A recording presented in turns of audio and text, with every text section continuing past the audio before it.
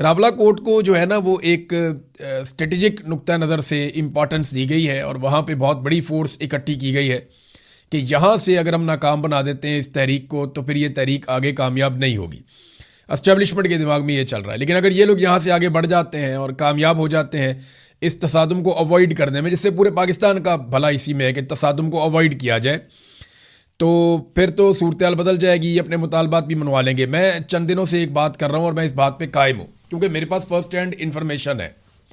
एक तो मैं आपको बता देता हूँ, जो आज़ाद कश्मीर के कठपुतली वज़ीर आज़म हैं फैसल राठौर साहब, बेशक उन्हें ये लफ्ज़ बहुत बुरा लगता होगा लेकिन हकीकत यही है कि वो वहाँ पे सेक्टर कमांडर से पूछे बगैर वो कोई एक काम भी नहीं कर सकते और जब तक कि उन्हें इजाज़त ना मिले तो वो आज़ाद कश्मीर में दाखिल भी नहीं हो सकते।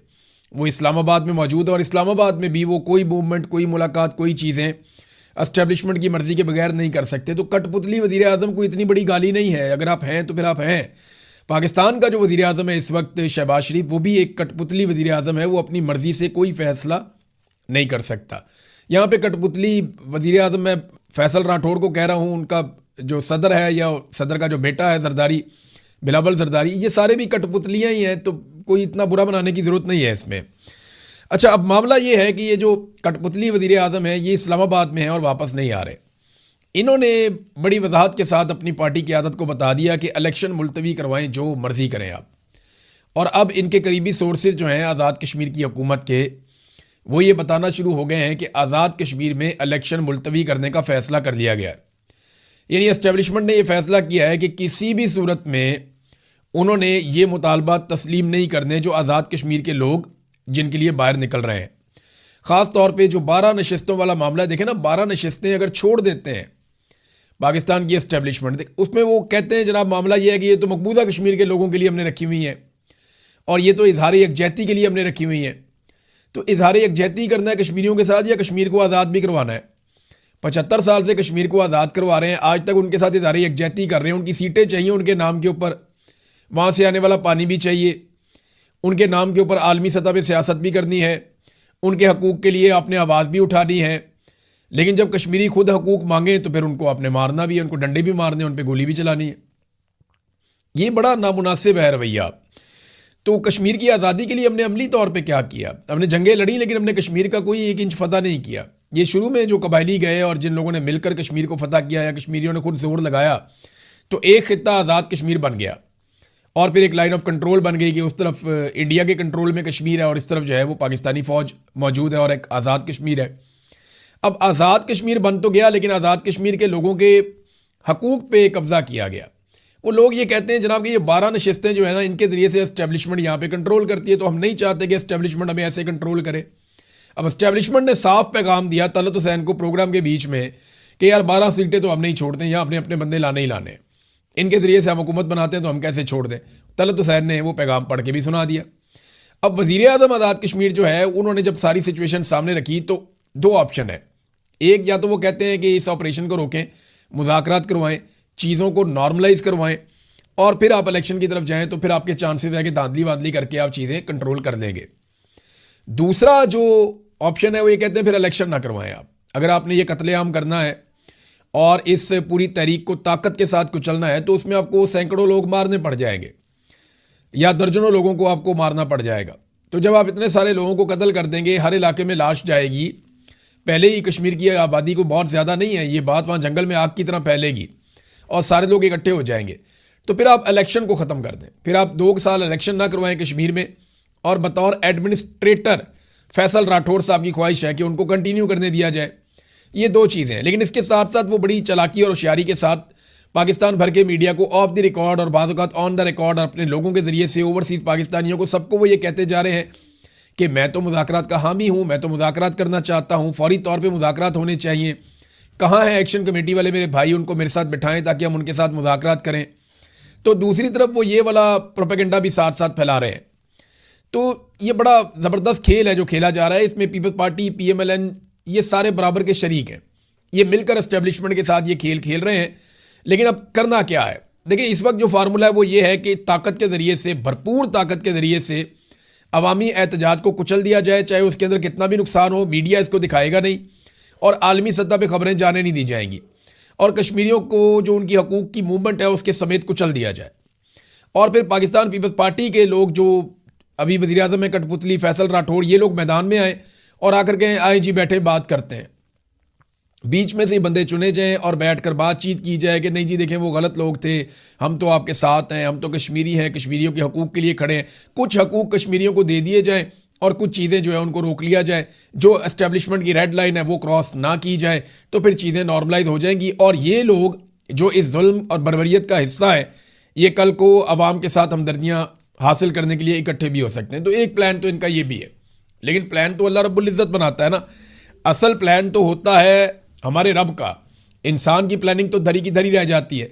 अब देखना यह है कि रावला कोर्ट में जो प्लान बी है वो क्या सामने आता है। इस तसादुम को अवामी एक्शन कमेटी के लोग किस तरीके से अवॉइड करते हैं, क्योंकि जो लोग हैं वो तो बहुत गुस्से में हैं। जो वीडियोज आ रही हैं उनमें लोग बहुत गुस्से में हैं, बहुत ज़्यादा शिद्दत के साथ वो चाहते हैं कि उनका सामना भी हो जाए अगर सिक्योरिटी फोर्सेस से, तो हम पीछे नहीं हटेंगे। और ये एक अवामी मूवमेंट है। बाज़ लोग कहते हैं ये एक जत्था है या ये थोड़े से लोग हैं या ताकत के बलबूते पे एक जत्था निकले और निकल कर वो अपने फैसले मनवाए। तो देखें, मैं सादी सी बात करता हूँ, जहाँ पे अवामी हुकूमत हो ना, अवाम के वोटों से हुकूमत बने, फिर उस हुकूमत को ये हक होता है कि वो फैसले करे, और वो हुकूमत इस बात का ख्याल भी रखती है कि फैसले अवाम के हक में करने हैं। जहाँ पे एस्टेब्लिशमेंट कठपुतलियाँ ला के बैठा देती है, वहाँ पे फिर अवाम को बाहर निकलना पड़ता है। फिर आप अवाम को जत्था कह के नहीं दबा सकते। जत्था असल में वो है जो एस्टेब्लिशमेंट ने लाकर बिठाया हुआ है बगैर वोटों के। जत्था असल में वो है जिसको गिलगित बल्तिस्तान पे मुसल्लत किया जा रहा है। जत्था जो करप्ट लोग हैं, बेईमान लोग हैं, चोरों और डाकुओं का एक जत्था ला के आसिम मुनीर साहब ने 2024 के इलेक्शन में पाकिस्तान के ऊपर मुसल्लत किया। जत्था वो है, जत्था वो है जो बंद कमरों के अंदर बैठ के फैसले करता है। अवाम को आप जत्था नहीं कह सकते। ये तो बड़े आराम से कहते हैं कि ये एक जत्था है, मुसल्ला जत्था है, ये आ गया। नहीं, वो जत्था नहीं है। आप आंखें खोल कर देखिए, वो आज़ाद कश्मीर की आवाम है।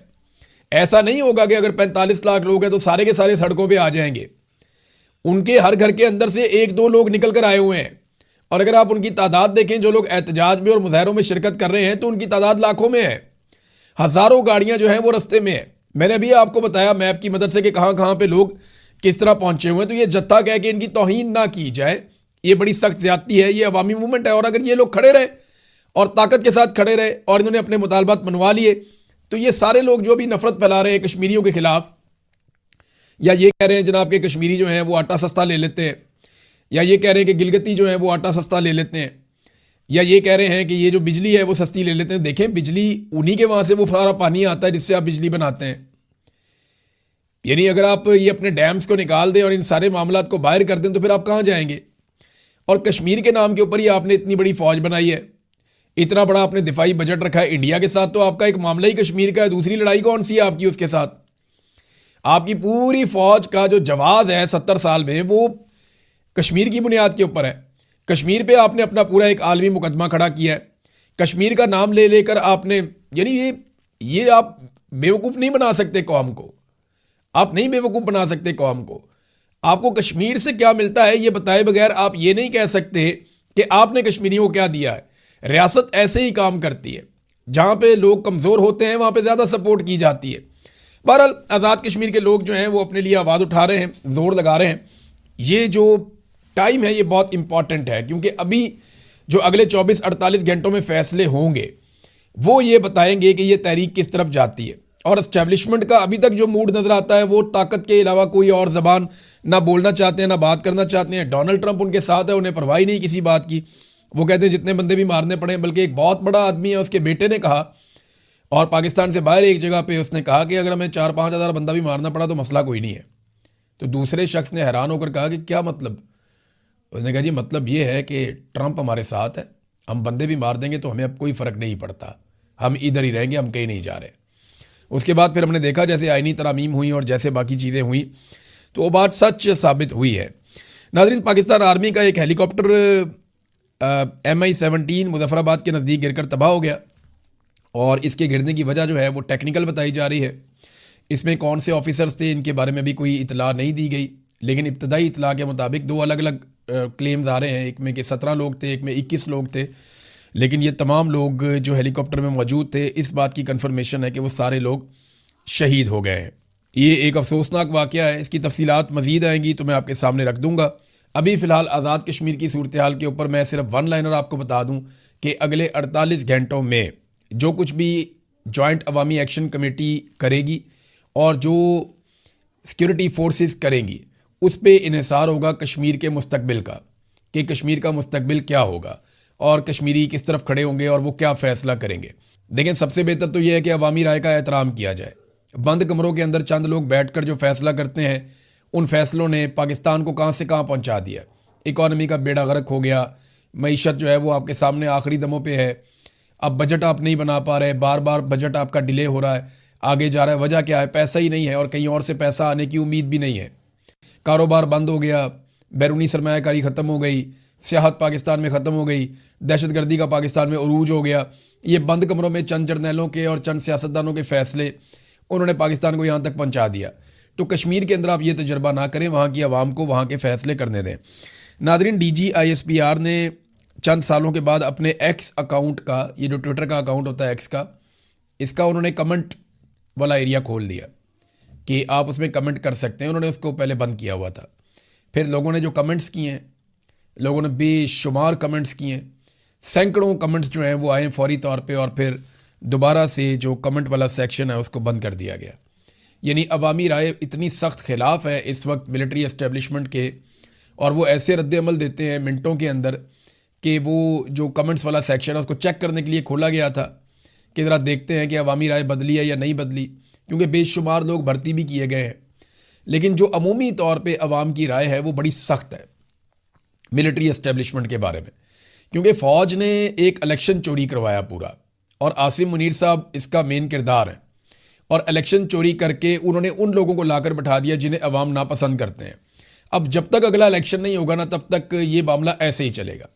रिजीम चेंज ऑपरेशन के बाद से लेकर अब तक मिलिट्री एस्टेब्लिशमेंट बयानिए के मैदान में एक लम्हे के लिए भी संभल नहीं पाई, सवाए इसके कि पाकिस्तान के अवाम ने उनका साथ दिया था उस वक्त जब इंडिया के साथ पाकिस्तान एक लड़ाई में चला गया था।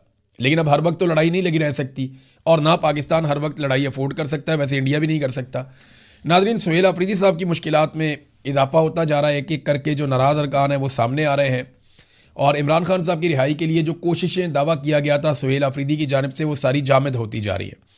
सुहेल अफरीदी की इमरान खान से मुलाकातें तो नहीं हो पा रही, लेकिन वो शहबाज शरीफ और मोहसिन नकवी से मुलाकातें कर रहे हैं, और वो उसी रास्ते पे हैं जिस रास्ते पे गंडापुर साहब चले थे। गंडापुर अच्छा बच्चा था, सुहेल अफरीदी भी अब तकरीबन अच्छा बच्चा है, और चीज़ें काफ़ी बेहतर होती चली जा रही हैं सुहेल अफरीदी के लिए, और वो अपनी हुकूमत नहीं गंवाना चाहते मेरे ख्याल में। और बजट में भी उन्होंने वफाक की बातें मानी हैं, यानी वफाक के कहने के ऊपर तरक्याती बजट कम हो रहे हैं, वफाक के कहने के ऊपर सरप्लस वाले मामलात हो रहे हैं, वफाक के कहने के ऊपर अरबों रुपए कुर्बान हो रहे हैं खैबर पख्तूनख्वा के अवाम के।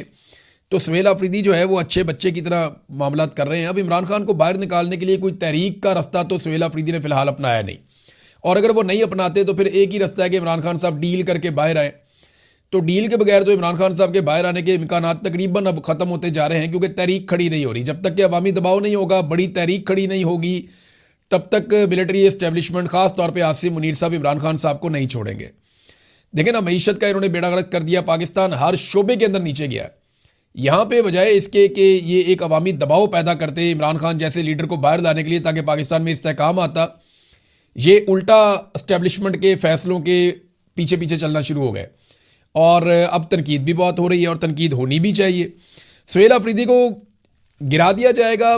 जो पार्टी के अंदर समझदार लोग हैं पाकिस्तान तहरीक इंसाफ में, वो इसके खिलाफ हैं। वो ये कहते हैं इमरान खान की चॉइस है, फिलहाल इसको चलने दो। लेकिन सुहेल अफरीदी साहब जो कर रहे हैं उसके खिलाफ शदीद रद्द अमल पाकिस्तान तहरीक इंसाफ के अंदर आ रहा है।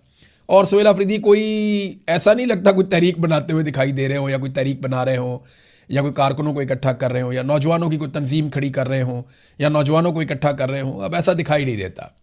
तो अब तक के लिए इतना ही। अपना ख्याल रखिएगा, अपने इस चैनल का भी। अल्लाह हाफ़िज़।